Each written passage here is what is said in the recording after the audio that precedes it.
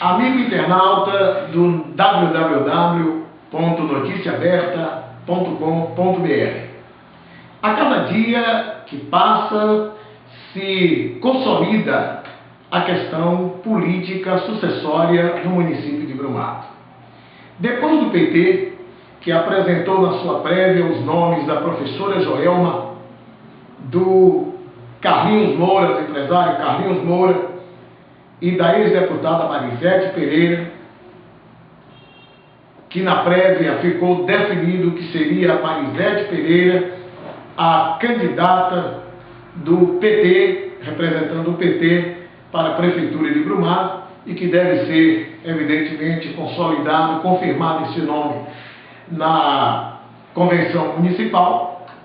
Chegou a vez do grupo situacionista, o grupo do prefeito Eduardo Vasconcelos, que apresenta 5 nomes para que fossem trabalhados no município, e conforme se propôs o prefeito Eduardo Vasconcelos, o nome que melhor se saísse na preferência popular, este sim seria acatado, e todos os outros trabalhariam este nome que fosse escolhido, aclamado pela população. Pois bem, dos candidatos, Agberto Lima Dias, do PSL, Alessandro Lobo, também do PSL, Márcio Moreira, do PSB, na última quinta-feira, dia 3, foi batido o martelo.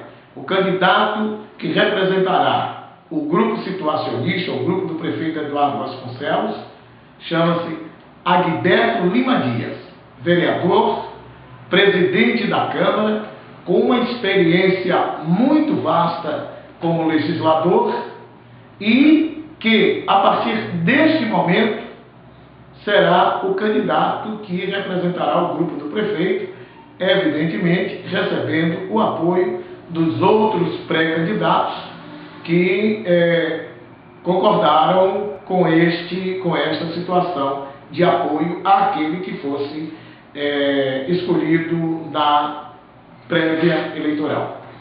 Agberto Lima Dias é fácil de ser assimilado, de ser trabalhado.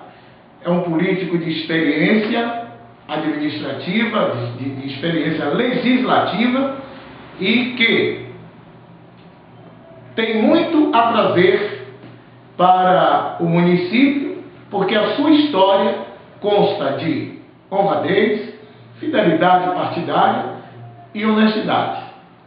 E neste momento em que o país atravessa uma crise, uma necessidade muito grande de nomes, bons nomes, dignos para dirigir os nossos destinos políticos, Agberto Lima Dias vem com muito respaldo às necessidades dos eleitores de Brumado. O nome bom de ser trabalhado pela sua, como eu disse, fidelidade, honradez e honestidade. Acesse o nosso site www.noticiaaberta.com.br e fique por dentro de tudo o que acontece nos bastidores da política. Até a próxima.